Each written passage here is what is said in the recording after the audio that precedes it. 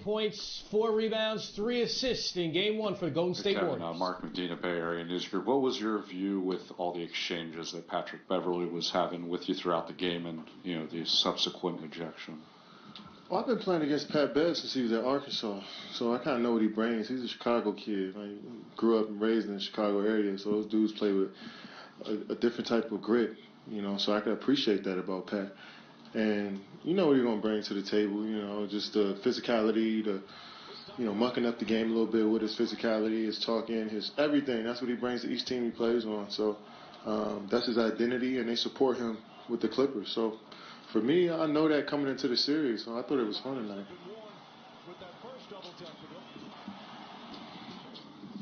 Helene Elliott from the LA Times. Just overall, how do you assess this first step of the postseason journey? Well, I feel there's a lot of excitement in the building, especially throughout the locker room. You got some guys the first time, and we had 22 turnovers. We can't have that going forward. And I think more so than anything, that was a lot of just overexcited to play, I guess, to start the game. And we had 6 turnovers to start the first quarter. So, and we still end up winning by 17, and they only had 3 more shots than us. So we controlled that, but if we have 21 turnovers again, and in the playoffs, I think that'll be a tougher game for us. But overall, solid first game. Anthony Slater with The Athletic. What do you think of their strategy to start Beverly and have him guard you most of the game? He's basically a foot shorter. Yeah, obviously he's not going to ever guard me one-on-one. So, when I get the ball in the post, they got a good game plan of leaving Draymond and Boogie at the top of the key. And as soon as I catch it, they bring in a double. So if they're going to do that, I'll be happy to give myself up to get stuff on that backside. So, sometimes we're going to play into that. Sometimes we don't want to give them a heavy dosage of, exploiting the mismatches, and we want to play our motion offense. So, just mix it up a little bit. I know as the series progresses, Coach figure out more ways for us to score. Kevin, Tony Harvey, Sacramento Observer. What is it like playing with Steph Curry out there when he's going off like that, specifically in the playoffs? I expect it at this point. I'm not surprised by anything he does. I expect him to come in and shoot well every night because he puts the work in. I expect him to come out here with MVP-like focus because he is an MVP. So, it was just another night at the office for him.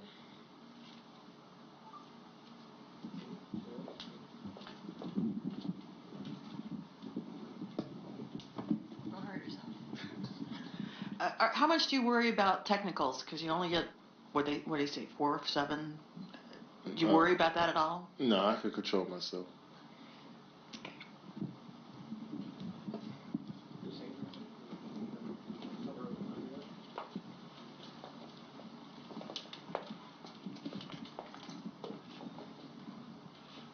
Kev, on the play where you did get ejected, you were having fun, like you weren't mad or anything like that. Were you surprised that the refs took it to that extent and ejected both of you? Yeah. Because the previous play, I got fouled on the layup, and Pat came out of nowhere and blocked it. It was just friendly, not friendly, but just trash talk, and that's an emotional play for him, So he's gonna show his intensity after that play. And I respected it, and I'm sure everybody on the court did. But it was the same play for me coming back on the other end where I had an opportunity to kind of bring some intensity to the arena, to the game, to my team. And I thought that was a perfect time for me to do so. But that resulted in a technical foul. But, I'm sure Ed was trying to just control that game, and that, we ain't trying to take it too far. I guess he thought we was taking it too far. But I just thought it was one of those plays where I could show a little bit more emotion than I usually show. Tomer Zarley from Clutch Points. Kevin, Landry had that game last week where he hit 5 threes in the first half, and then you guys sort of put you on him and sort of just slowed down the offense for them. How important is not getting him involved in slowing down their offense? It's very important. When you got Lou Williams and Montrezl Harrell who can put pressure on your defense, and Gallinari, you got to have a guy like that who can roam around, knock down threes, space the floor, keep guys honest. And I thought we did a solid job on him tonight. 1 for 6, 3 points. it's a great job. But we know he's still simmering. He's still ready to knock down shots, you know. So we got to be aware of him from the start of the game next game. Great, thank you. We'll have the player in here shortly. One of the things that Kevin Durant said there that was most interesting is the fact that the Warriors had 21 turnovers, but maybe we'll discuss that a little bit later because we have someone else at the podium, and it's one Lou Will. It looked like just a couple calls didn't go your way. You sort of lost your composure there. Can you take us through what happened there in that first half? Yeah, we were competing. I think we were competing, and when you're in a series with back-to-back champs, you know, every possession counts, and you understand time. Well, I understand time and score. I understand where we are in the game, and you know, we understand that at that moment, Steph Curry has 2 fouls. The third foul would be a pretty big deal for us. And right before that, he gets a call that was kind of questionable. Then they miss ours. They get an offensive rebound.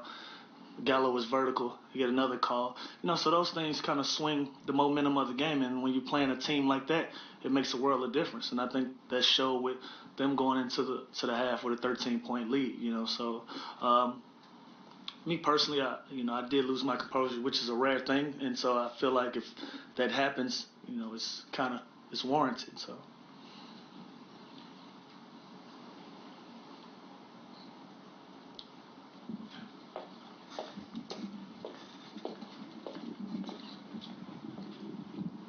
Mary Swanson in the Southern California News Group. What did the officials tell you when you guys were? They missed it. That's what they said? Yeah, that was it. Can you talk about the play of Farbo Desnashari, Clips Nation? Can you talk about the play of some of the younger guys whose first playoff game it was? I think Shea played well. You know, we gotta get Sham and Zoo going. You know, obviously it being their first playoff game, and it can be a little nerve rattling. So we got to get those guys going. You know, collectively, I think all 3 of them will be just fine in game 2, trying to, you know, they'll knock those jitters off and take their experiences from game 1, carry them over to the next game, and it'll be a better thing for us. Lou, what was your view of the whole Kevin Durant, Patrick Beverly exchanges and the ejections? Just competing. I thought the ejection was too quick, especially being playoff basketball. Everybody knows what Pat brings to the table, and the type of competitor that he is.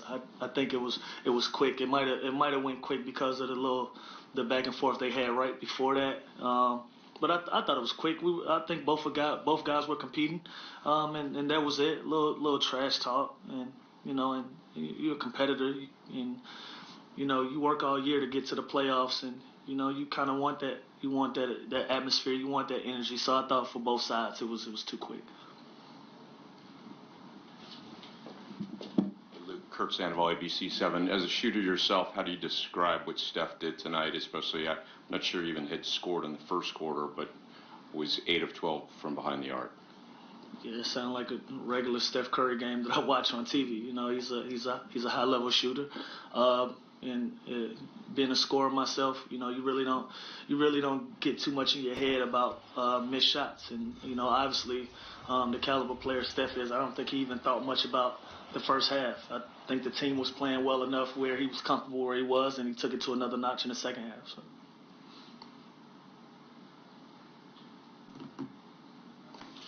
Thank you. Same question every night. Same question every night is what? Where's the defense when Steph Curry has the ball, right? Yeah, it just looked like it was Steph on nobody. Like there was a screen being set, he was coming off, and then there was no hedge, there was no switch, there was no trap. It was just him and the rim. And you know what the odds are when that happens. I felt like a lot of times they was in a cross match, and he did have a career high in rebounds tonight. So he had 15 rebounds. So he was getting a rebound, he was bringing the ball up the court. Then you had a 5-man trailing or a 4, a big trotting, and then they was trying to get back in position to get back to the paint. He'll pass the ball, he'll remove himself from that position, and knock down open shots. And nobody was even in the picture or the frame. Nowhere. So those are all the positives, which it's very easy to find those for the Golden State Warriors, but we know their goal is a championship. Again, we'll get to that maybe a little bit later. Here's Draymond Green.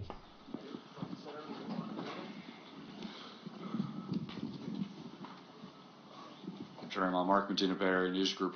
With the performance you had specifically in the first quarter, what was the approach you're trying to take to set the tone on both ends of the floor? I mean, just take what the defense gave me, and they were all over the place. So just cutting and knock down a couple shots, and then on the defensive end, just trying to do what I do on that end.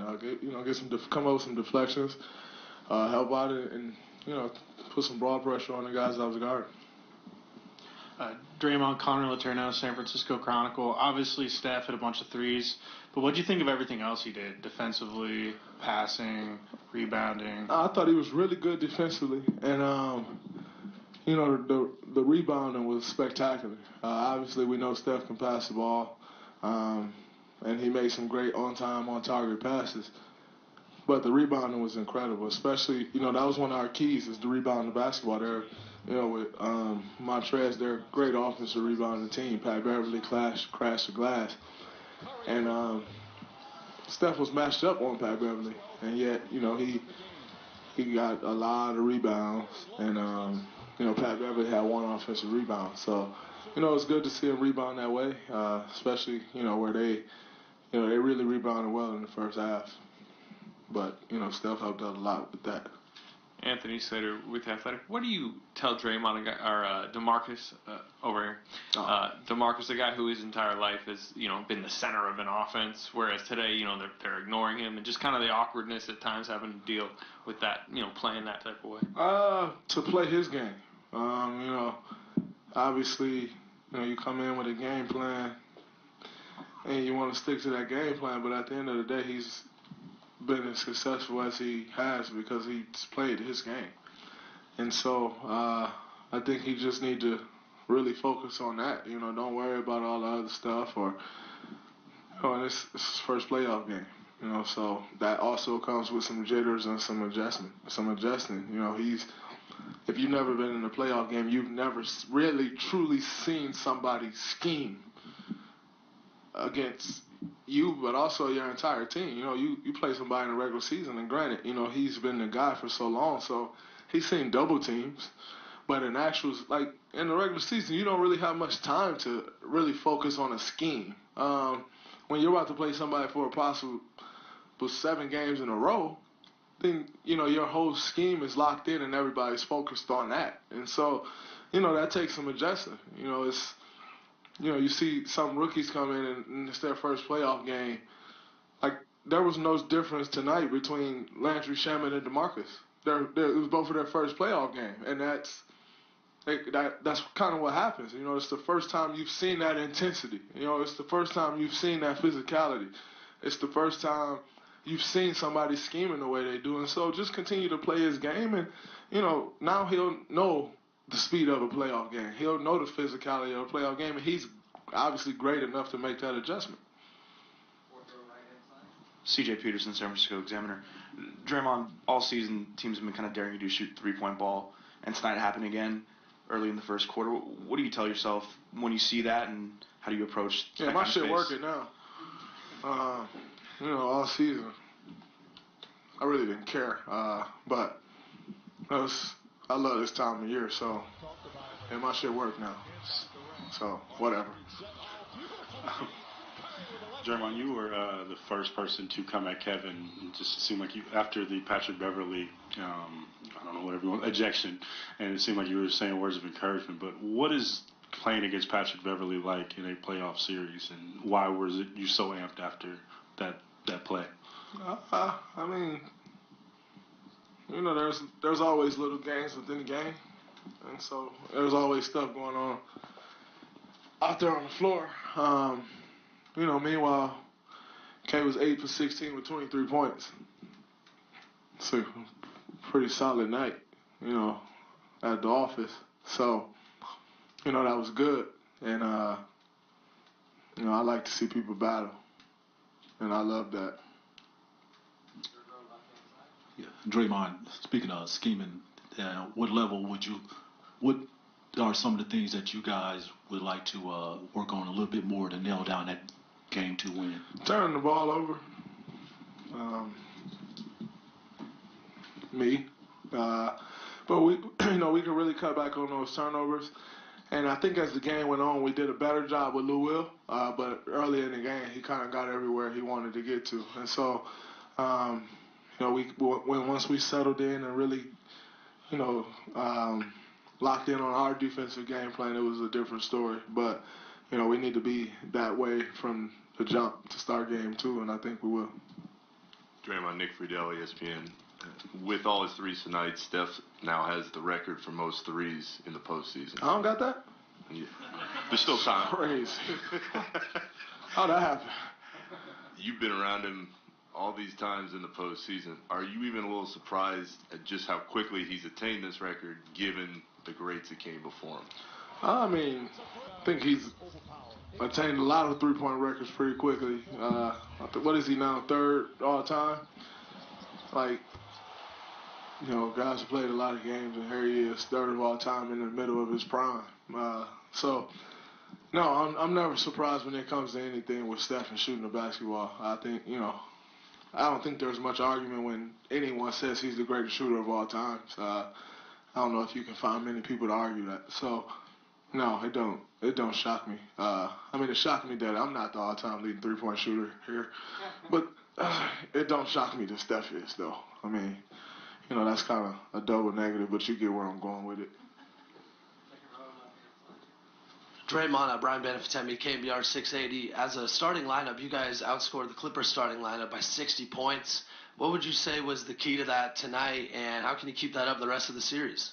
I think we definitely have a great starting lineup. We expect to outplay people with our starting lineup too. About 60 points. Can't necessarily say we expected that, but nonetheless, one thing you do know about this team is 2 of their better players. And some people would probably argue their best 2 players are coming off the bench. And, that's obviously been a strength of theirs, this entire year is how much production they're getting off the bench. And mainly, from Lou and Montrez. They're 2 great players who, come off the bench and wreak havoc. So, it's not a huge shocker because of the production that they do get from there. But nonetheless, you never really expect to outscore anybody's starting lineup by 60 points. Tomer Azar from Clutch Points. Draymond, Landry had that game with you had 5 threes in the first half about a week ago, and since then you guys threw KD on him and sort of stopped the flow of the offense. How important is stopping Landry in terms of the flow of their offense? It's very important. Doc had J.J. Redick for a lot of years, and it's also one of those people. Doc is probably one of the people that helped change J.J.'s career, and a lot of that is due to the great sets that he draws up, and now he's using Landry the same way. Ironically, Landry got to study J.J. for half a season, and so he's playing just like that, and he can shoot the lights out the ball. It's important to take a guy like that out. He gets hot, and it changed the whole game. But we've had a little time to focus on him a little bit, and he's a part of the scouting report, and that. When you're part of the scouting report, it gets a little tougher. Nonetheless, we want to try to keep him under control in this series because we really know he can get it going. And if he does, it changes the game, which could possibly change the series. Last one, Grant Cohn, Santa Rosa Press Democrat. Montrezl Harrell had 26 points on 15 shots. What makes him effective, and what do you respect about his game?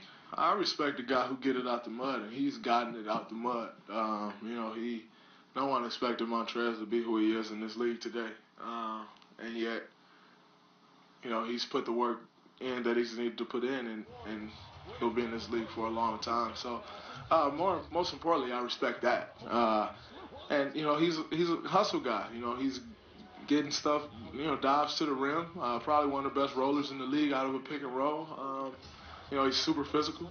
He finishes great around the rim. He came up with some awesome offensive rebounds and finishes, and even I think one of the things that's underrated about him is his hands. Some of those balls where we should probably be going the other way, he get his hands on it, and he's coming out with it. And so I think that's one of the things that not many people really talk about is how he has great hands, and he get near the ball, he usually comes up with it. So it was a good night for him. We got to do a better job on him as the series go on.